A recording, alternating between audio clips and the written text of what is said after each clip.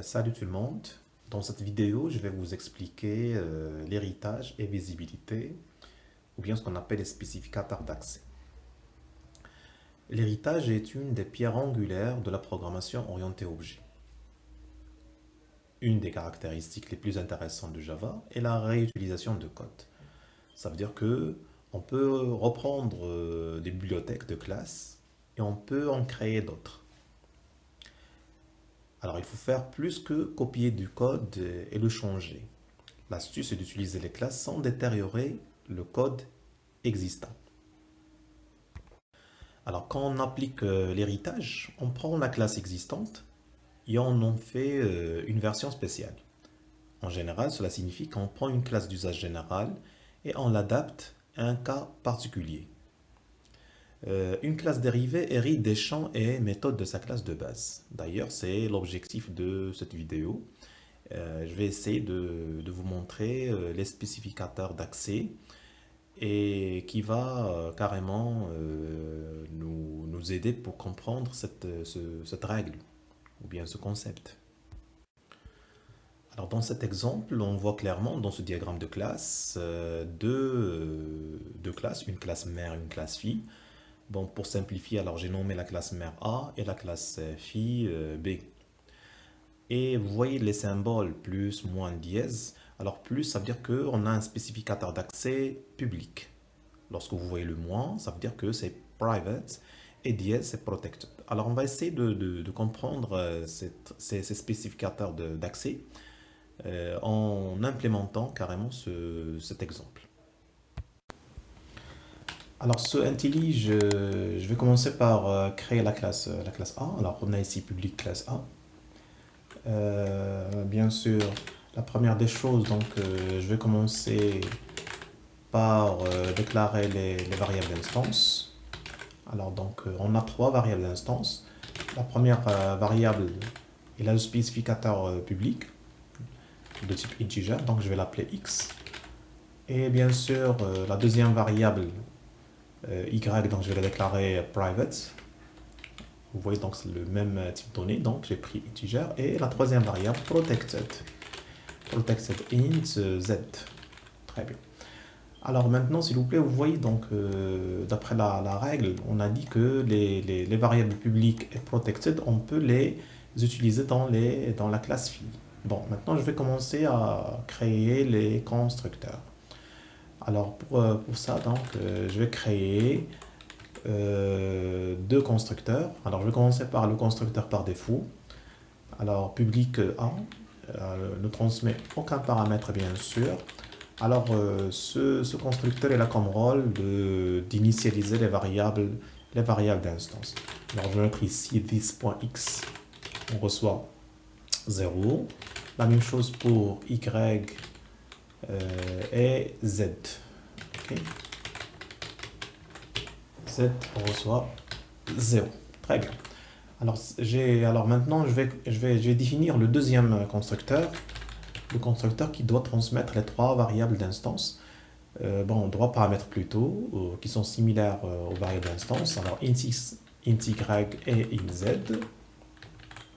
Alors, donc, je vais mettre this.x, c'est-à-dire la variable d'instance reçoit le paramètre x. Donc, il faut utiliser dans ce cas-là le mot-clé this pour ne pas avoir de chevauchement entre la variable d'instance et le paramètre. Donc je vais refaire le même truc avec le x, y et z.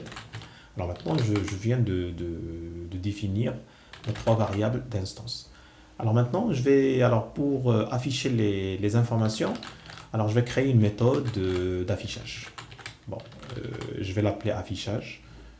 Alors donc c'est une méthode publique, c'est-à-dire que je peux l'utiliser ou bien la réutiliser dans la classe fille. Alors, je vais la déclarer public void affichage.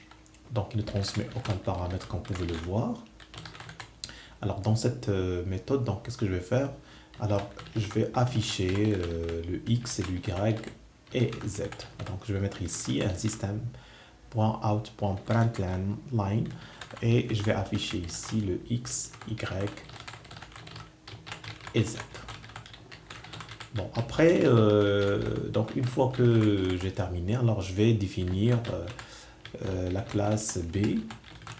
Alors la classe B, c'est une classe qui hérite de la classe A. Et notre objectif, c'est de voir quelle est la réaction de la variable qu'on a déclarée private. Alors je déclare la variable, ou bien la classe B. Alors public classe B. Alors dans cette classe, alors pour définir l'héritage, alors il faut ajouter le mot-clé extends. Donc vous voyez donc public classe B extends A. Bien sûr, donc la classe B contient des variables, ou bien une seule variable d'instance que je vais déclarer. Alors je vais l'appeler T. Alors et je vais la déclarer private. Alors private int T. Et bien sûr, je vais définir les constructeurs, comme je l'ai fait d'ailleurs pour la classe A. Alors le constructeur par défaut de la classe B, donc public B, entre parenthèses. Donc bien sûr, on ne transmet aucun paramètre. Alors pour faire appel maintenant au constructeur de la classe B, c'est-à-dire la classe A, alors je vais faire appel à la méthode super. Alors super entre parenthèses, il fait appel au constructeur par défaut de la classe A. Et bien sûr, il faut ajouter T. Donc this.t reçoit 0. Comme ça, donc on aura initialisé donc, toutes les variables d'instance. Alors le deuxième constructeur, dans notre cas, il doit transmettre 4 paramètres. Int x, int y, int z et int t. Int t. Ok. Alors déjà, on a initialisé les 3 variables d'instance x, y et z. Alors pour ça, donc, il faut faire appel au constructeur qui transmet 3 paramètres, donc grâce à la méthode super. Et on ajoute le this.t reçoit t. Très bien, donc on a terminé la définition de nos constructeurs. Alors maintenant, je vais définir une méthode d'affichage. Donc c'est à peu près la même méthode qu'on a définie dans la classe A, sauf cette méthode, il doit afficher la variable d'instance t. Comme ça, donc, c'est une méthode qui va encapsuler toutes les informations qui ont été déclarées dans la classe A. Ok. Alors, donc, je vais mettre public void affichage. Donc, je vais reprendre la même. C'est comme si je vais la redéfinir dans la classe fille. Et comme ça, donc, vous voyez, donc, public void affichage, c'est le même nom que j'ai pris. Et il aura le même rôle. C'est-à-dire il doit encapsuler en quelque sorte les 3 variables d'instance. Alors donc pour cela, pour faire appel à la méthode affichage qu'on a définie dans la classe A, alors il suffit de mettre le mot-clé super.affichage. Comme ça, donc on peut faire appel à la méthode affichage qu'on a déclarée dans la classe mère. Et j'ajoute le système out.println t reçoit t. Alors vous voyez, donc ici, donc c'est une redéfinition. Donc on a public void affichage. C'est la même méthode qu'on a définie dans la classe mère. Très bien. Alors maintenant, on va voir l'utilité de ces spécificateurs d'accès. Alors je vais déclarer la classe main. Je vais l'appeler comme ça, main. Et je vais ajouter la méthode de démarrage. Alors public static void main. Alors maintenant, je vais déclarer un objet de type A, c'est-à-dire un objet de type A, mais à condition. Donc on sait déjà que Y, on l'a déclaré private. Et on va voir comment on va faire pour afficher la variable qu'on a déclarée private. Alors petit a égale à new A. Donc vous voyez, donc je crée une nouvelle instance. Donc j'ai créé mon objet et j'aimerais afficher toutes les informations. Donc il suffit de faire appel à la méthode affichage. Ok, et comme ça, il doit afficher x égale à 0, y égale à 0 et z égale à 0. On va voir le résultat. Alors affichage, qu'est-ce qu'elle va donner? Très bien. Alors vous voyez donc clairement, il affiche l'initialisation des 3 variables d'instance, même si y et private, puisque alors la méthode d'affichage que j'ai appelée, c'est une méthode qui appartient à même classe. Donc il peut afficher toutes les variables d'instance, quel que soit leur spécificateur d'accès.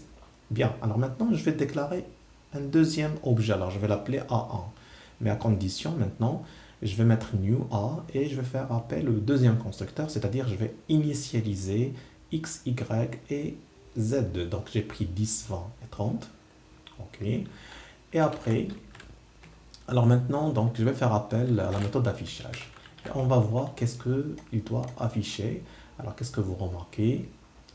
Très bien. Alors, il affiche X, Y et Z. Et vous voyez, s'il vous plaît, même si on a déclaré Y private, donc on a pu détourner en quelque sorte la déclaration private de Y grâce à la méthode d'affichage. Donc, il est caché dans la méthode d'affichage, même si c'est private. Alors maintenant, même chose ici. Alors, je vais faire... bon, vous voyez, donc, on a mis le super point affichage. C'est là qu'il a affiché X, Y et Z. Alors maintenant, je vais déclarer un deuxième objet de type B. Et c'est la même chose. Donc, je vais afficher les informations de cet objet. Donc, il doit afficher X, Y, Z. Donc, on va voir maintenant qu'est-ce qu'elle va afficher comme résultat. Très bien. Alors, j'exécute et on va voir maintenant.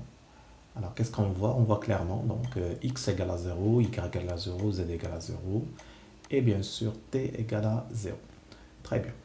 Donc, maintenant, je peux afficher toutes les informations grâce au mot-clé super qu'on a mis dans la classe B. Donc, j'ai mis super.affichage. Alors maintenant, je vais l'ignorer. Je vais carrément commenter le super.affichage et je vais essayer d'afficher grâce à system.out.println le X, Y et Z. Et on va voir est-ce qu'il va nous donner les mêmes résultats. Alors, vous voyez donc IntelliJ, donc qu'est-ce qu'elle affiche? Donc Y, donc il l'a coloré en rouge. Ça veut dire qu'il n'a pas pu accéder à cette variable.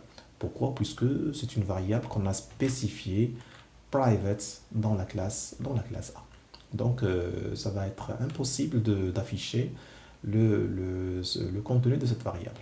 Bon, alors on va essayer maintenant de voir.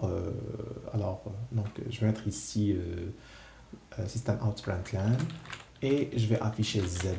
Bon, Z est déclaré protected. Alors protected, c'est-à-dire qu'on peut l'utiliser dans la classe B. Alors on va voir maintenant que sous IntelliJ, je ne peux pas avoir de résultat puisque c'est impossible bien sûr, puisque Y est déclaré private. On va voir maintenant le message d'erreur. Très bien, alors vous voyez, donc il affiche que Y has private access. Donc on ne peut pas visionner le contenu de la variable Y. Alors pour cela, on va afficher grâce à la méthode super, ou bien le mot-clé super, pardon. Donc super.affichage, comme ça on va détourner ce problème-là, puisque l'affichage d'Y, on l'a encapsulé dans la méthode publique de type void, bien sûr, la méthode affichage qu'on a définie dans la classe A et on l'a redéfinie dans la classe B. Alors maintenant, vous allez voir, donc on peut afficher carrément les informations X, Y et Z. Alors on peut maintenant définir un deuxième objet de type B. Alors je vais l'appeler B1. Alors new B, mais dans ce cas-là, je vais transmettre les informations 10, 20, 30 et 40. Comme ça, donc, je vais avoir des informations, c'est-à-dire initialiser les trois variables ou bien les quatre variables d'instance. Bien. Alors maintenant, je vais mettre B1 pour affichage. On va voir qu'est-ce que le système doit afficher. Alors, on va voir que maintenant, on n'a plus de problème. Vous voyez, donc, je peux afficher ici donc X, Y et Z. OK. Pourquoi? Donc, on a mis B1.affichage. Et dans la classe B, alors qu'est-ce qu'on a dit? J'ai mis seulement super.affichage. Ça veut dire que j'ai pas pu afficher le Z, le T plutôt. Alors maintenant, donc, je vais carrément éliminer le commentaire et je vais afficher seulement système out println t reçoit t et bien sûr le x, y, z à partir de la méthode affichage qu'on a déclarée dans la classe A. Et on voit clairement maintenant les résultats. Alors vous voyez donc je peux afficher d'une manière très claire le x, y, z et t. Très bien. Alors j'espère que vous avez bien maîtrisé les spécificateurs d'accès. Et donc je vous donne rendez-vous au prochain vidéo pour avoir d'autres informations sur l'héritage. Alors je vous remercie.